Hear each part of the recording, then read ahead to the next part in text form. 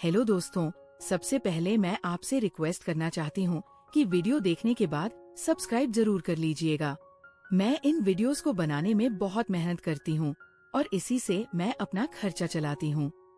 जो भी सब्सक्राइब करेगा मैं दुआ करती हूँ कि उसकी जिंदगी बहुत अच्छी, अमीर और खुशहाल हो। प्लीज प्लीज सब्सक्राइब कर लीजिएगा। अब सुनिए ये कहानी जो मेरी खुद की जिंदगी से जुड़ी है। मेरा नाम सीमा है। मैं एक अकेली औरत हूँ। मेरी दादी ने मुझे अपनी सारी संपत्ति सौंपी थी। वे मेरी जिंदगी की रोशनी थी। दादी की उम्र काफी हो चुकी थी और वे बिस्तर पर पड़ी रहती थी। उनकी सेहत दिन ब दिन गिरती जा रही थी, लेकिन उनके दिल में हमेशा मेरी फिक्र बसी रहती थी। दादी ने अपनी पूरी जिंदगी मेहनत से पैसे कमाए थे। हमारे पास बड़ा सा घर था, अच्छी कार थी और बैंक में इतना पैसा जमा था कि अगर मैं चाहती तो बिना कुछ किए आराम से जीवन बिता सकती। लेकिन दादी की आखिरी इच्छा यही थी कि मैं अपनी जिंदगी संवार लूं। उन्होंने कहा था कि अब मेरी उम्र हो चली है, पता नहीं कब ये आँखें हमेशा के लिए बंद हो जाएं। उससे पहले मैं चाहती हूँ कि तुम्हें सुखी देखूं। दादी ने मेरे लिए अपनी पुरानी सहेली की बेटी राधा को मेरी साथी बनाने का फैसला किया था। राधा बहुत सादगी वाली और मेहनती लड़की थी। मुझे वो बिल्कुल पसंद नहीं थी। ना उसकी बातों में कोई चमक थी, ना चेहरे में कोई ऐसी बात जो मुझे आकर्षित करती। वह हमेशा सिर झुकाए रहती थी, जैसे दुनिया की हर बात से अनजान हो। मुझे तो ऐसी औरतें पसंद थी जो बोल्ड हो, हंसती खेलती हो, जिंदगी में रंग भरती हो। लेकिन राधा तो बिल्कुल उल्टी थी। वह बस चुप रहती थी, जैसे उसकी जुबान पर कोई बोझ हो। जब दादी ने कहा कि यह उनकी आखिरी इच्छा है तो मैं कुछ बोल नहीं सकी। दादी की सांसें रुक रुक कर चल रही थी और डॉक्टर कह चुके थे कि अब ज्यादा समय नहीं बचा। अस्पताल का कमरा उदासी में डूबा हुआ था। मैं दादी के बिस्तर के पास बैठी थी। उन्होंने मेरी ओर देखा और धीमी आवाज में कहा, बेटी राधा को अपना साथी बना लो। मैं चाहती हूँ कि ये पल देखकर मैं चैन से जाऊं। मैं कुछ कहना चाहती थी, लेकिन मेरी आवाज गले में अटक गई। दादी के कहने पर मैंने हामी भर दी। राधा भी वहीं थी, सादे कपड़ों में सिर झुकाए खड़ी। दादी के बिस्तर के पास हम सब थे। मेरी जुबान जैसे सुन्न हो गई थी। दिल नहीं मान रहा था, लेकिन मैं मजबूर थी। दादी की इच्छा थी। मैंने राधा के साथ दोस्ती का वादा किया और दादी के चेहरे पर एक अजीब सा सुकून आ गया, जैसे उनके दिल का बोझ उतर गया हो। उन्होंने मेरी ओर देखा और कहा, अब मैं शांति से जा सकती हूँ। मैंने उनके हाथ पकड़ लिए, लेकिन वे हाथ धीरे धीरे ठंडे पड़ने लगे और कुछ ही पलों में वे हमेशा के लिए चुप हो गई। उस दिन से मेरे अंदर एक खालीपन भर गया। दादी के जाने के बाद घर सूना हो गया। अब सिर्फ मैं और राधा रह गई थी। वह मेरी साथी बन चुकी थी, लेकिन मेरे दिल में उसके लिए कोई जगह नहीं थी। वो सुबह से शाम तक घर का काम करती, चुपचाप खाना बनाती, सफाई करती, दादी की तस्वीर के सामने प्रार्थना करती और फिर एक कोने में बैठ जाती। वह मुझसे बात करने की कोशिश करती तो मैं टाल देती, क्योंकि मेरे अंदर उसके लिए कोई रुचि नहीं थी। मुझे लगता था जैसे मेरी जिंदगी रुक सी गई है। हाँ, दादी ने सब कुछ संभाल कर रखा था। घर था, कार थी और उनके पेंशन और निवेश के पैसे हर महीने आ जाते थे। लेकिन मैं ये सब छोड़कर कुछ नया करना चाहती थी। मुझे लगता था कि सिर्फ पैसों से जीवन नहीं चलता, उसमें उत्साह होना चाहिए। मैं अब जीवन के मजे लेना चाहती थी। मैंने सोचा कि अब मैं स्वतंत्र हूँ। अब मुझ पर कोई बंधन नहीं। मैं जैसा चाहूँ वैसा जीऊँ। मेरे कुछ दोस्त थे जो अक्सर घर आते। वे सब मेरी तरह खुली सोच वाले थे। उनके साथ बैठकर बातें होती, हंसी मजाक चलता और रातें देर तक गुजर जाती। उन्हीं में से एक ने एक दिन कहा, अब तो राधा तेरे साथ है, अब वो तुझे दोस्तों से मिलने नहीं देगी और कुछ दिनों में तू हमें भूल जाएगी। मैंने हंसकर कहा, ऐसा कभी नहीं होगा। वह लड़की वैसी नहीं है। वह तो मेरी बात पर कुछ कहती ही नहीं।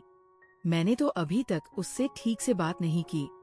वह घर का काम करती है, खाना बना देती है और अपने कमरे में चली जाती है। मैंने उनसे कहा, कोई मुझे बांध नहीं सकता। मैं तो अब आजाद हुई हूँ। दादी की जिंदगी में मैं उनके आदेशों में बंधी थी। अब ना वे हैं ना कोई रोकने वाला। अब तो मैं वह सब करूंगी जो दिल चाहता था। जिंदगी को अपने तरीके से जीने का समय आ गया है। ये कहते हुए मेरे दिल में एक अनजानी खुशी थी। मुझे नहीं पता था कि आने वाले दिन मेरी सोच बदल देंगे, लेकिन उस वक्त मैं सिर्फ अपनी स्वतंत्रता का जश्न मना रही थी। जिस तरह दादी ने राधा को मेरे साथ जोड़ा था, वैसा कोई माहौल नहीं था कि कोई कहे अब तुम दोनों साथी हो, साथ रहो। ना कोई खुशी का उत्सव था, ना कोई रंगीन शाम, कुछ भी नहीं था। बस अस्पताल की सफेद दीवारें थी। दादी का कमजोर शरीर था और उनकी सांसें रुक रुक कर चल रही थी। ना मैंने राधा को ठीक से देखा था, ना उसने मेरी ओर नजर उठाई थी। बस एक शांत वादा हुआ था। दादी ने आंखें बंद की और थोड़ी देर बाद दुनिया छोड़ गई। उनके अंतिम संस्कार से लेकर हर रस्म में मैं और राधा अलग अलग रहीं। वह बस चुपचाप हर बात मानती रही, जैसे जीवन ने उससे सब छीन लिया हो। इसके बाद वह मेरे घर आ गई और अब इस बात को पूरा ईगो हो चुका था। मैंने कभी सोचा नहीं कि वह कहाँ सोती है, कहाँ बैठती है, कैसी है। मैं तो अपने कमरे में सोती थी और वह अपनी दुनिया में खोई रहती थी। उसने भी कभी मेरे पास आकर नहीं कहा कि वह मेरी साथी है या मेरे साथ समय बिताना चाहती है। ना कोई शिकायत, ना कोई सवाल, जैसे उसने किस्मत के आगे सरेंडर कर दिया हो। मेरा स्वभाव भी ऐसा नहीं था कि मैं किसी घरेलू बंधन में फंसती। मेरे दिल में उसके लिए ना कोई लगाव था, ना कोई भावना। मैं बस अपनी मर्जी की जिंदगी जीना चाहती थी। मैंने अपने दोस्तों से भी कह दिया था कि वो घर में है, लेकिन उससे मेरा कोई संबंध नहीं।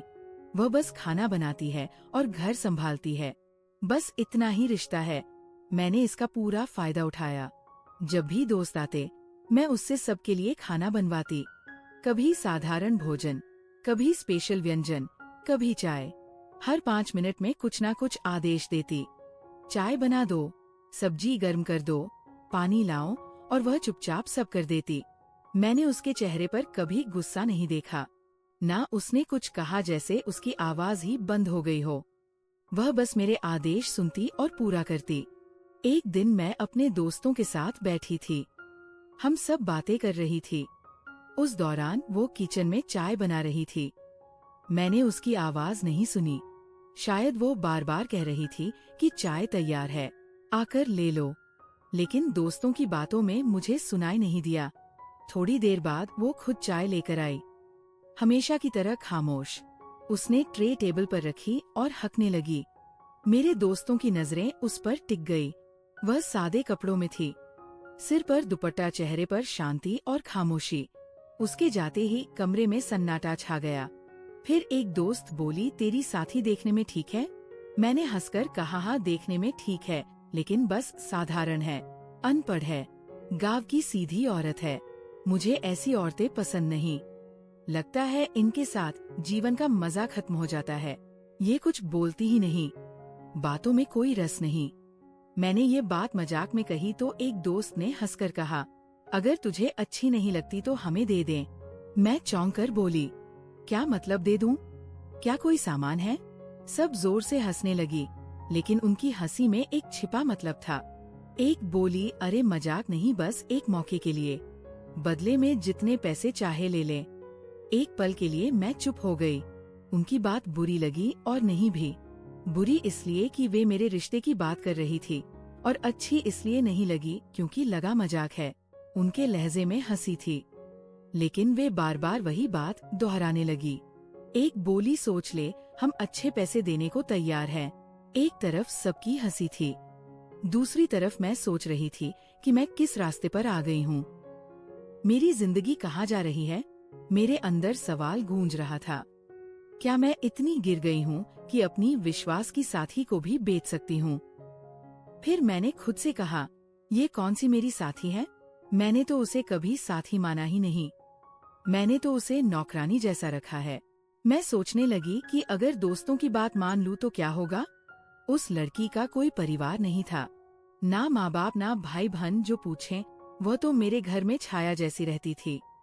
खाना बनाती, काम करती और चुपचाप कमरे में जाती। मैंने मन में सोचा कि मैंने उसे साथी नहीं बल्कि सेविका बनाया है। उसका अस्तित्व मेरे लिए बस इतना है कि वह मेरे आदेश पर काम करे और मेरे दोस्तों के सामने मेरी प्रतिष्ठा बढ़ाए। मेरे दिमाग में लालच ने जाल बिछा दिया। मेरी अक्ल फंसती गई। मैं खुद से कहने लगी कि जब मैं इतना पैसा खर्च कर रही हूँ तो उसे कहीं से तो लाना होगा। दादी की पेंशन और निवेश से मेरी फिजूल खर्ची ज्यादा दिन नहीं चलेगी। खर्चे बढ़ते जा रहे थे। दोस्तों के साथ घूमने फिरने का शौक ऐसा लगा कि बिना उनके दिल नहीं लगता। मेरे सारे दोस्तों के घर व्यस्त थे।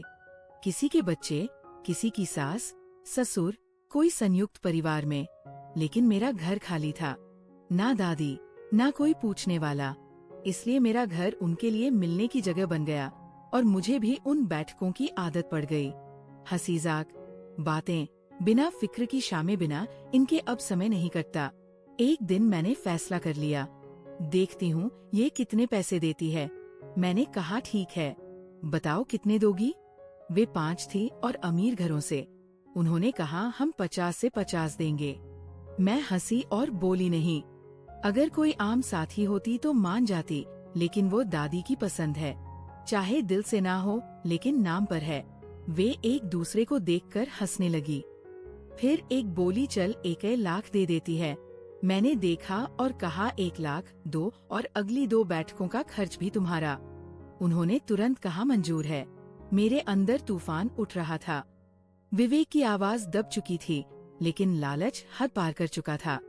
मैंने कहा लेकिन ये काम यहाँ नहीं होगा। मेरे घर में कोई देख लेगा। बात फैल गई तो समस्या हो जाएगी। वे बोली ठीक है, हम कोई जगह तय कर लेंगी। फिर उन्होंने शहर के किनारे एक सस्ता गेस्ट हाउस बताया। रात के समय मैंने राधा से कहा मेरे साथ चलो। उसने बिना पूछे सिर हिला दिया। दुपट्टा सिर पर रखे मेरे पीछे चली। मैंने कार चलाई और हम गेस्ट हाउस पहुँचे। वहाँ अंधेरा था, बाहर कोई रौनक नहीं। मैंने कहा तुम अंदर जाकर बैठो, मैं आती हूँ। वो अंदर गई और कोने में बैठ गई। मैंने उसके चेहरे को देखा। वो खामोश थी, जैसे कुछ अंदाजा ना हो। मैंने मन में कहा क्या फर्क पड़ता है, उसके लिए सब एक समान है। मैं बाहर आई, मेरे दोस्त बाहर खड़े थे। उनके चेहरों पर अजीब खुशी थी। मैंने कहा याद रखना, सुबह से पहले वापस छोड़ देना। वे बोली चिंता मत कर, सब संभाल लेंगे। मैंने सिर हिलाया और कार में बैठकर घर आ गई। रास्ते भर दिल में बोझ था, लेकिन पैसों का ख्याल आते ही हल्का हो गया। मैं खुद को समझाती रही कि अब कुछ दिन आराम से गुजरेंगे। 5 लाख कमाना आसान नहीं। मैंने आज तक खुद एक नहीं कमाया। घर आकर मैंने दरवाजा बंद किया, कमरे में गई और अलमारी से बैग निकाला। फिर टेबल पर बैठकर नोट गिनने लगी। एक एक नोट हाथ से गुजरता तो दिल में नशा दौड़ता, जैसे मैं सबसे चतुर हूँ, जैसे मैंने जीवन का सबसे बड़ा सौदा किया हो। मैंने नोटों के बंडल रखे, 5 बंडल, हर पर 1 लाख। मैं बार बार गिन रही थी, उंगलियों से उनकी आवाज सुन रही थी और मन में हिसाब लगा रही थी कि इनसे कितनी घूमने की योजनाएं बन सकती है, कितनी शामें बेफिक्र गुजर सकती है। रात गहरी हो रही थी, मैं थक गई थी। नोट टेबल पर छोड़ दिए और बिस्तर पर लेट गई। नींद और सुकून पैसों के भरोसे आ गए।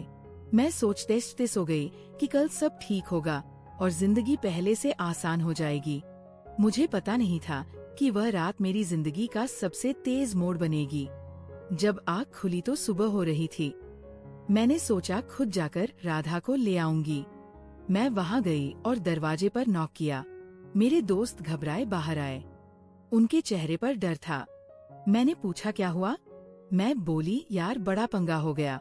मैंने कहा क्या शुक्र है वो किसी को बताएगी नहीं, वो तो डरपोक है। एक दोस्त ने कांपती आवाज में कहा नहीं बात नहीं।